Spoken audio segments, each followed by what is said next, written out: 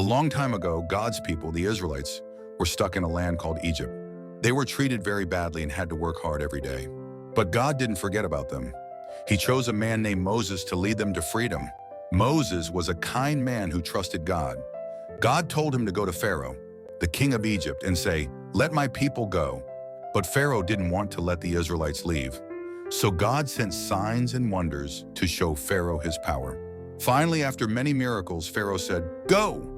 The Israelites packed their things quickly and followed Moses out of Egypt. They were so happy. They sang songs and praised God.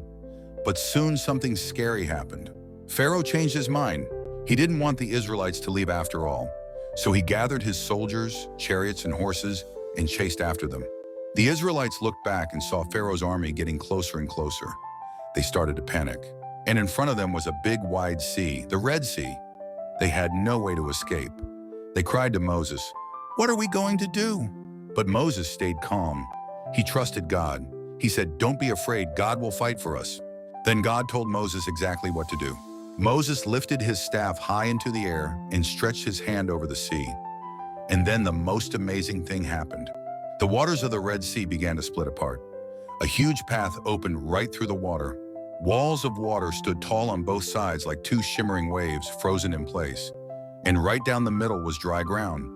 The Israelites walked across safely, step by step.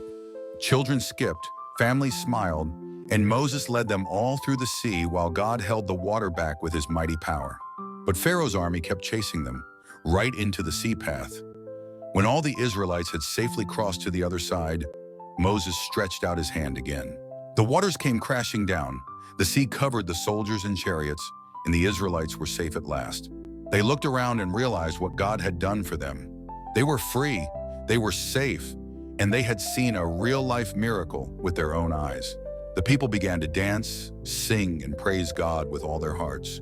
Moses' sister Miriam grabbed a tambourine and sang, "Sing to the Lord, for he has triumphed gloriously." This story reminds us that even when things look impossible, God can make a way. When we trust him, he helps us through anything, even a sea. Exodus 14:21.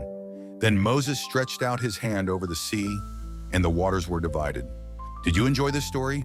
Don't forget to like, subscribe, and tap the bell for more fun Bible stories and songs. And tell us in the comments, what would you do if you walked through the sea on dry ground? See you next time.